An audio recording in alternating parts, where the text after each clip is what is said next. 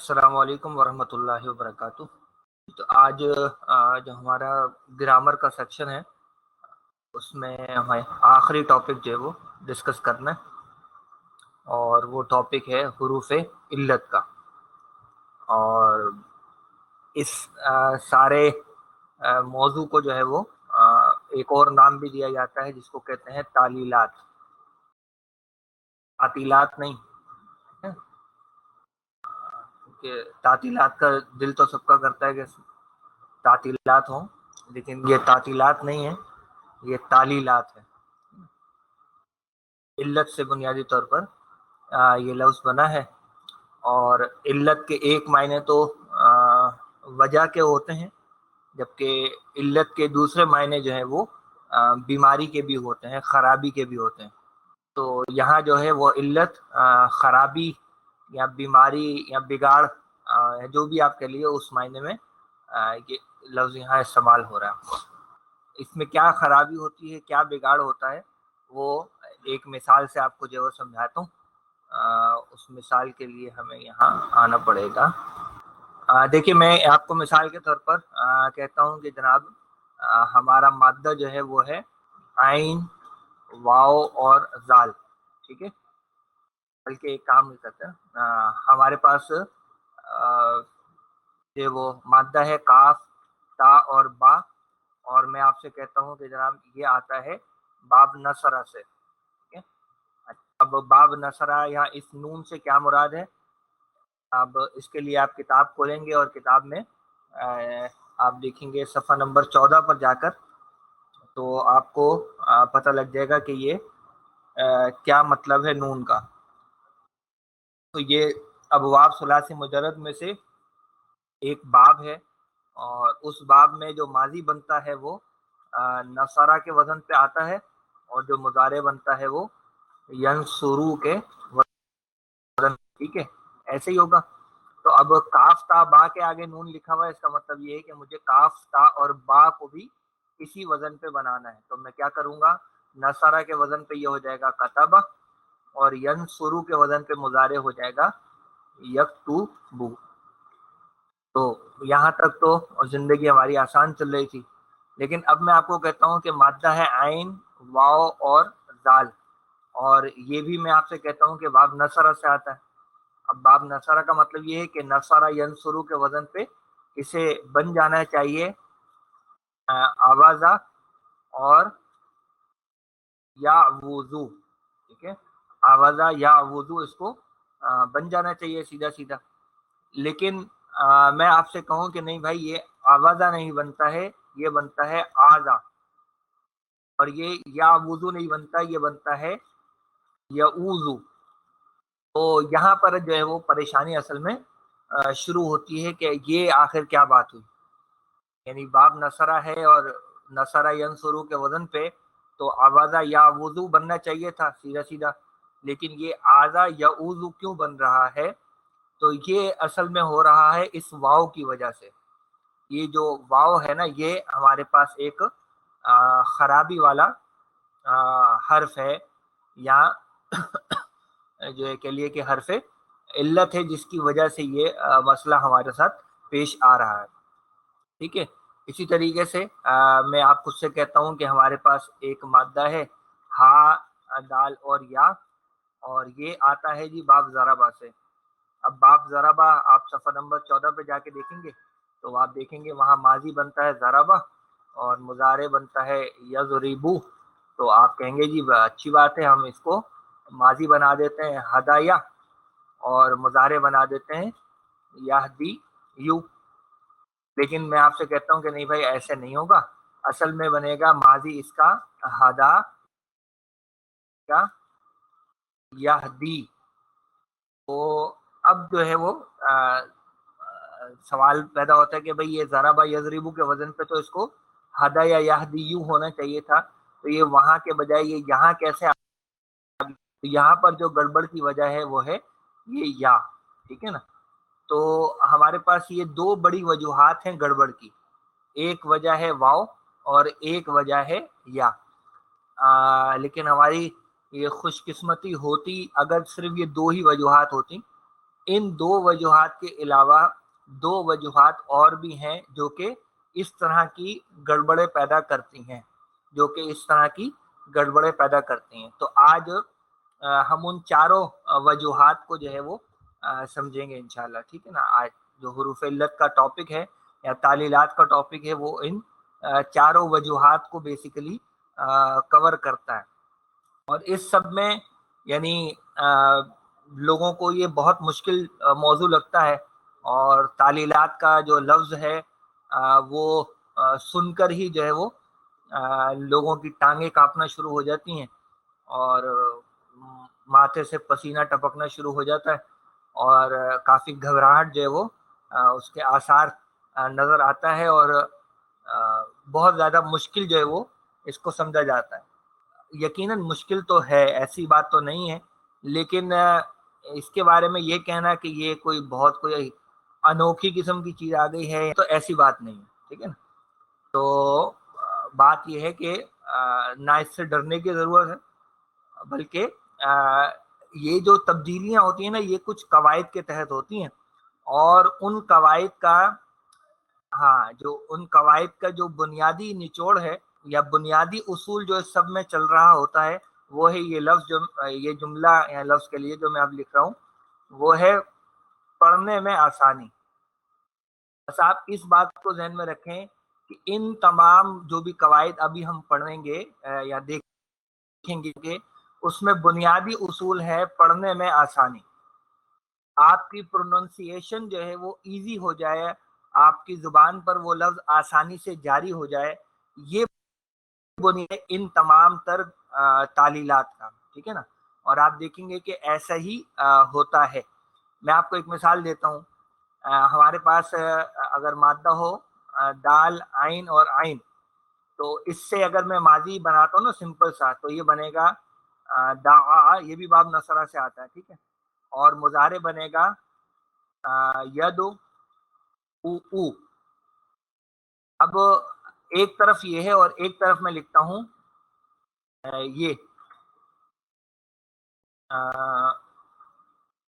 یہ میں آپ کو ڈرا نہیں رہا ہوں، خبر، ٹھیک ہے نا، سے ڈرنے کی ضرورت نہیں ہے بالکل بھی، ٹھیک ہے۔ یہ چیزیں ہیں، انشاءاللہ ہم کوشش کریں گے کہ اس کو سمجھ سکیں اچھے سے، لیکن یہ ٹاپک کتنا اہم ہے یا کیا اس کی ضرورت ہے ابھی میں صرف اس پہ بات کر رہا ہوں۔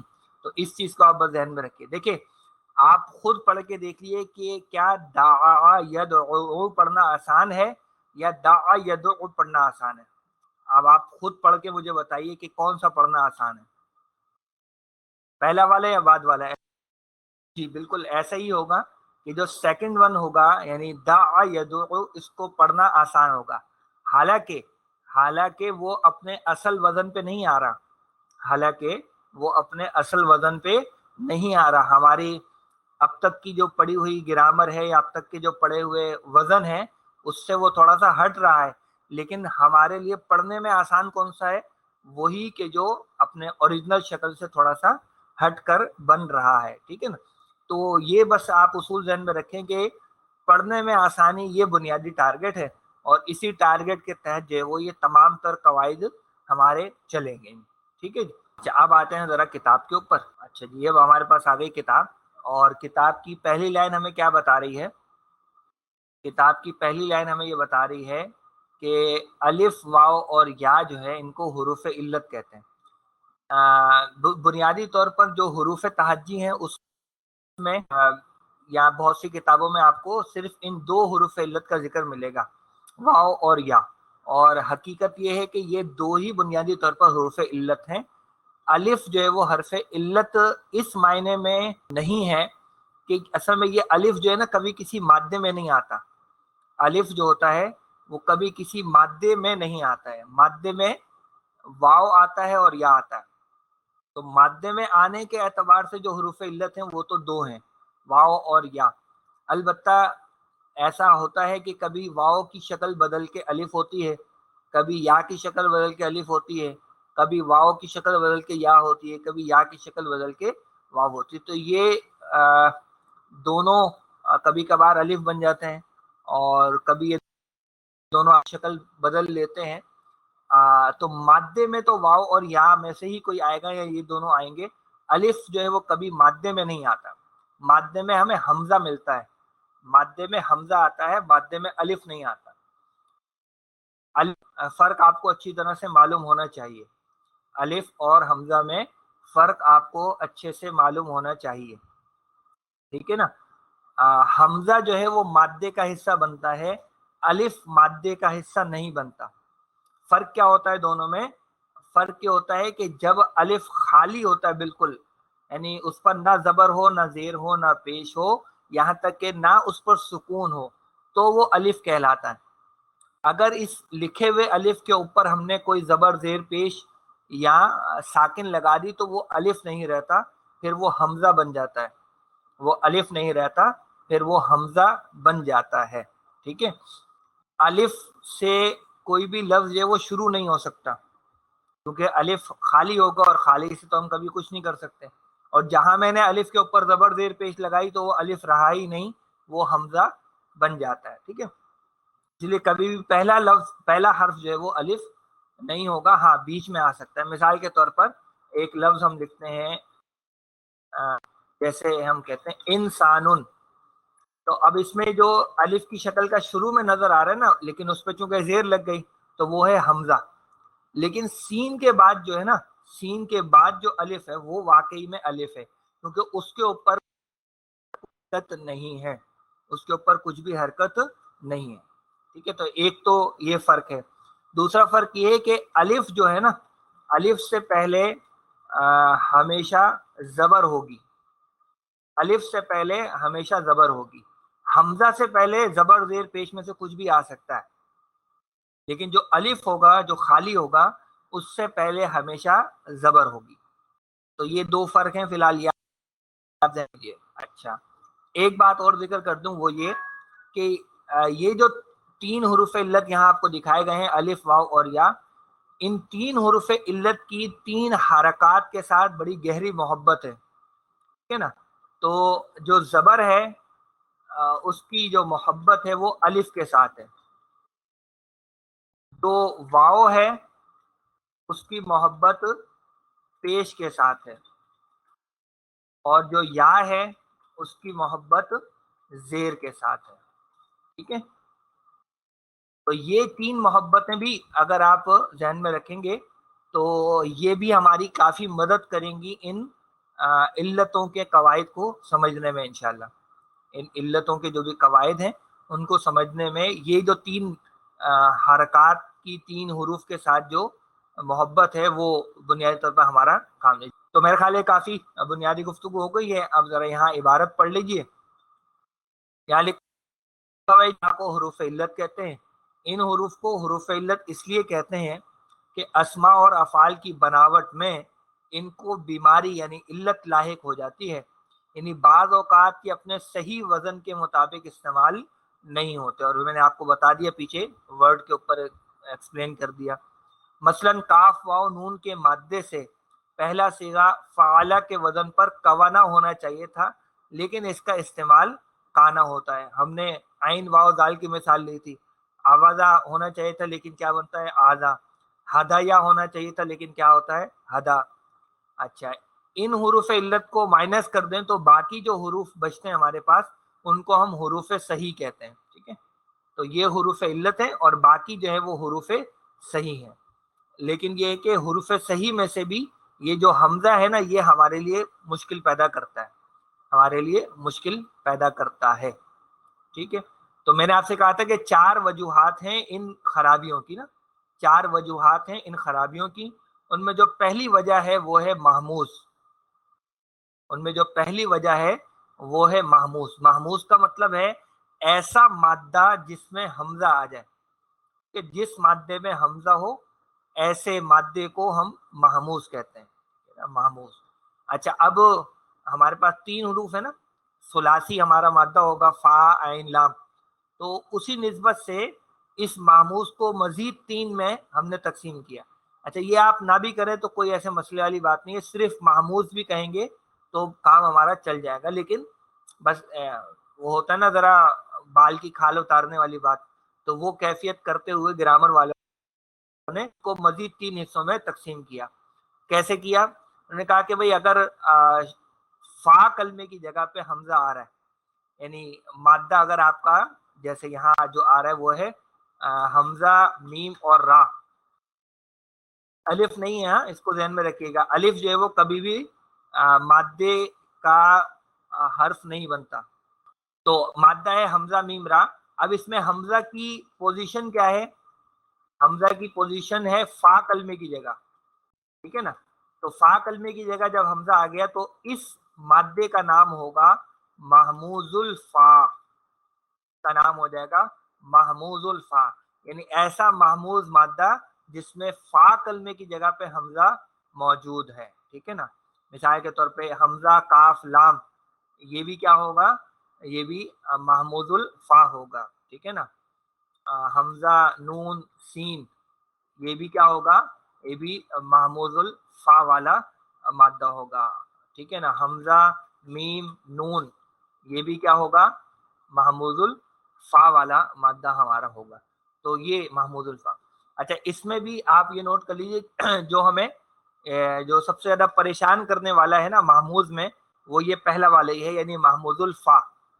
اسی میں قواعد کچھ زیادہ ہوتے ہیں.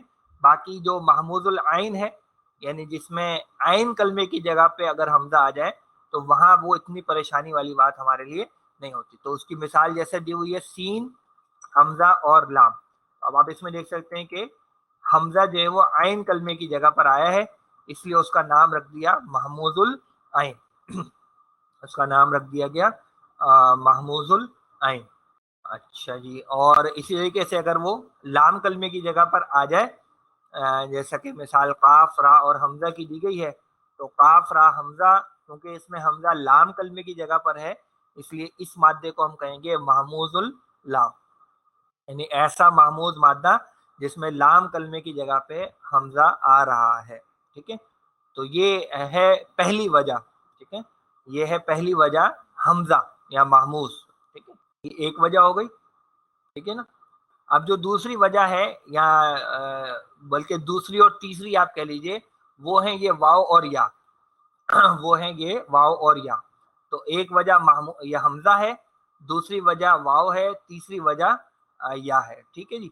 اچھا، اب یہ جو واو اور یا ہیں، ان کی جو پوزیشننگ ہے مادے کے اندر، اس نسبت سے ان کے کچھ بہت ہی پیارے پیارے سے کیوٹ کیوٹ سے نام جو ہے وہ گرامر والوں نے رکھے ہیں، ٹھیک ہے نا.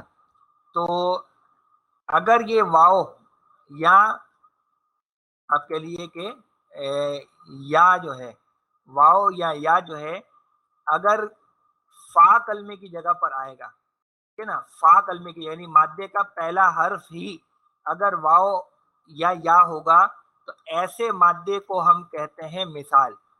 ایسے مادے کو ہم کہتے ہیں مثال.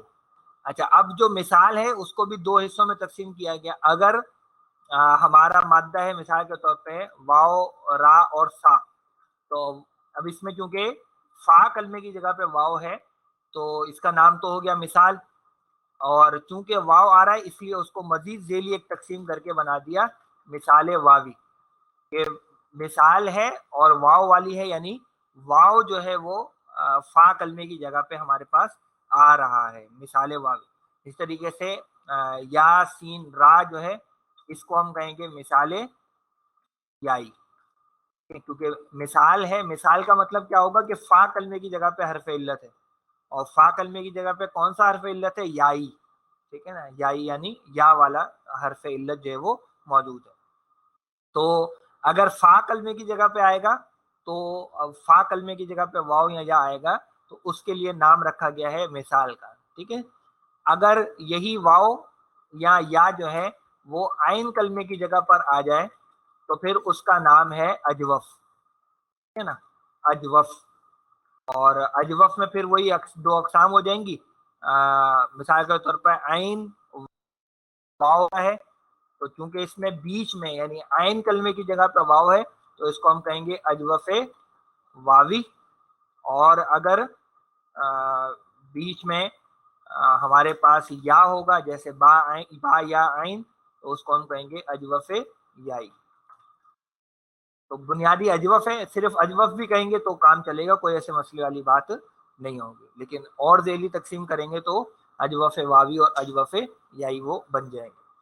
اسی طریقے سے اگر ہمارے پاس واو یا جو ہے وہ آ جائے گا لام کلمے کی جگہ، تو پھر ایسے مادے کا نام رکھا گیا ہے ناقص، ٹھیک ہے۔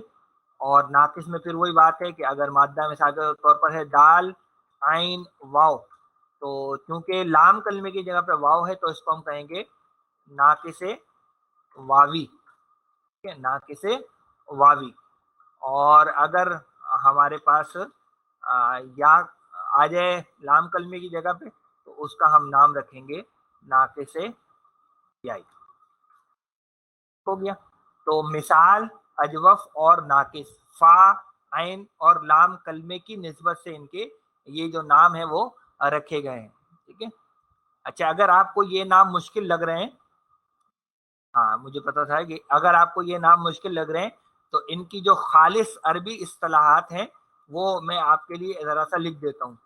جو مثال ہے اس کے لیے جو عربی کی اصطلاح کا مطلب ہے، عربی کی اصطلاح ہے معتل الفا، ٹھیک ہے۔ جو اجوف ہے اس کے لیے نام ہے معتل العین، ٹھیک ہے نا، اور جو نام ہے معتل اللام۔ تو اب آپ یہ دیکھ لیے کہ معتل الفا، معتل العین اور معتل اللام آسان ہے یا مثال، اجوف اور ناقص آسان ہے؟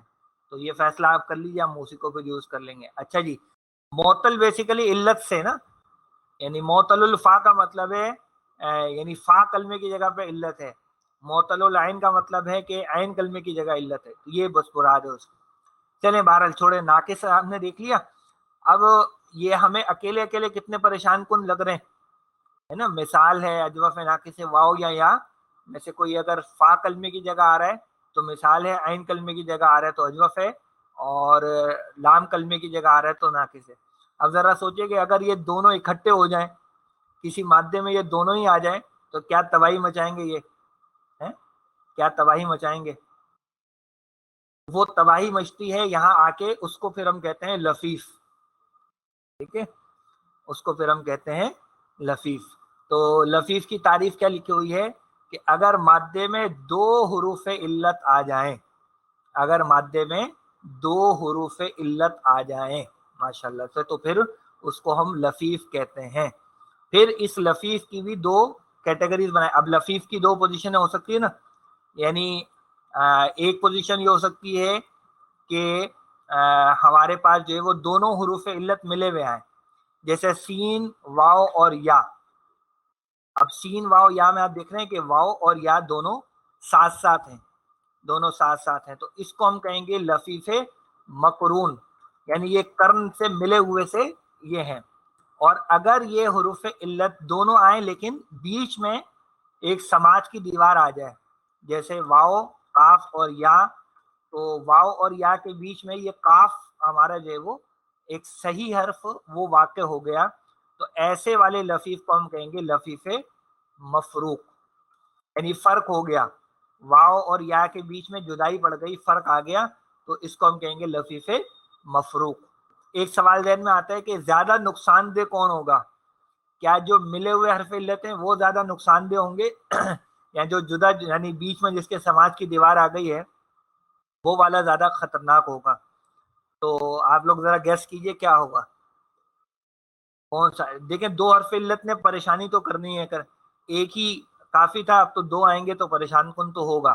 چلیں یہ آپ کو انشاءاللہ جلدی پتہ لگے گا، فی الحال میں صرف اشارہ کر دیتا ہوں کہ جن کے بیچ میں سماج کی دیوار آ گئی ہے نا، تو ان کی نفرت اور زیادہ بڑھ جاتی ہے لہذا وہ اور زیادہ تباہی پھر مچاتے ہیں۔ تو لفیف مفروق جو ہے وہ زیادہ تباہ کن ہے نا، لفیف مفروق جو ہے وہ زیادہ تباہ کن ہوتا ہے۔ کیسے ہوتا ہے انشاءاللہ آپ کو بتائیں گے۔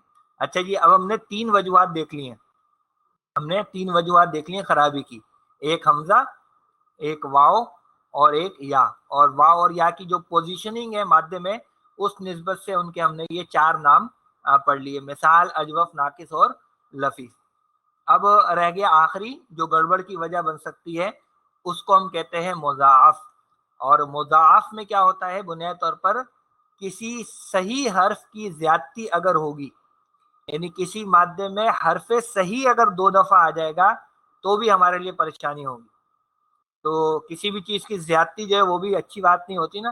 تو اگر کسی حرف صحیح یعنی واو، یا اور حمزہ، ان تینوں کو چلے نکال دیں، اس کے علاوہ جو باقی حروف ہیں ان کی بھی اگر زیادتی ہوگی، یعنی اگر وہ 2 دفعہ آئیں گے تو بھی ہمارے لیے پریشان کن ہو. تو یہ را دال دال جو ہے وہ ہمارے لیے پریشانی کریٹ کرے گا. دال عین عین یہ ہمارے لیے پریشانی کریٹ کرے گا. ہا قاف قاف یہ ہمارے لیے پریشانی کریٹ کرے گا. وا نون نون یہ ہمیں پریشان کرے گا. یہ ہمیں تنگ کرنے کے لیے تیار ہے. ٹھیک ہے نا. تو ایسے جو مادے ہوتے ہیں ان کو ہم کہتے ہیں مضاعف. ہے نا، مضاعف. تو یہ ہمارے پاس 4 وجوہات ہو گئی. میں یہاں لسٹ ڈاؤن کر دیتا ہوں. نمبر 1 ہمارے پاس جو وجہ ہے وہ ہے حمزہ. نمبر 2 ہے واو. نمبر 3 ہے یا. اور نمبر 4 ہے حرف صحیح کی تکرار. یہ 4 بنیادی وجوہات ہیں جو ہمیں تعلیلات کے میدان میں لے جاتی ہیں. ٹھیک ہے نا. یہ ہمیں تعلیلات کے میدان میں لے جاتی ہیں. جو مادہ ان 4 خرابیوں سے پاک ہوگا تو ہم کہیں گے صحیح مادہ، اور جس مادے میں ان 4 میں سے کوئی ایک بھی خرابی پائی جائے گی اس کو ہم کہیں گے غیر صحیح. ٹھیک ہے.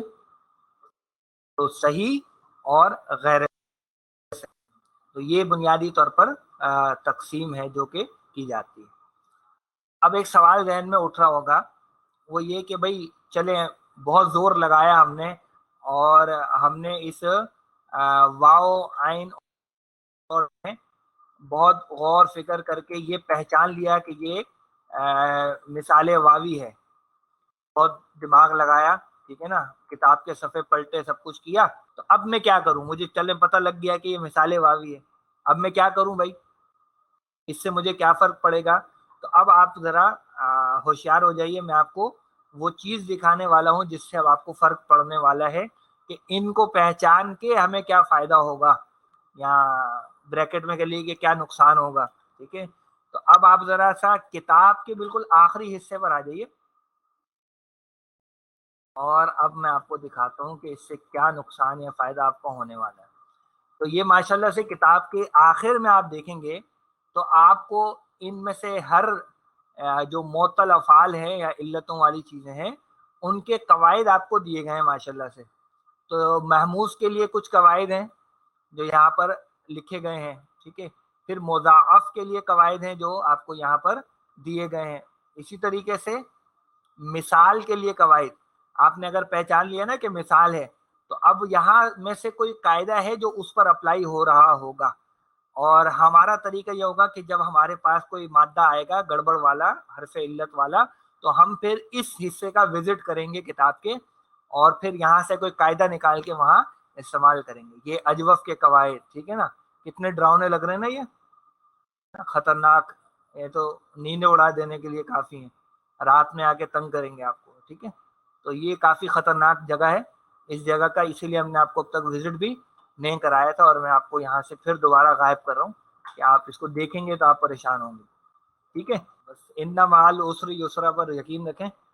یہ جو مشکل ہے اس کے بعد انشاءاللہ آسانی بھی آئے گی. انشاءاللہ پھر سورۃ الفاتحہ سے گفتگو کا آغاز کریں گے. ٹھیک ہے. سبحانک اللہم و بحمدک نشہد ان لا الہ الا انت نستغفرک و نتوب الیک. السلام علیکم ورحمۃ اللہ وبرکاتہ.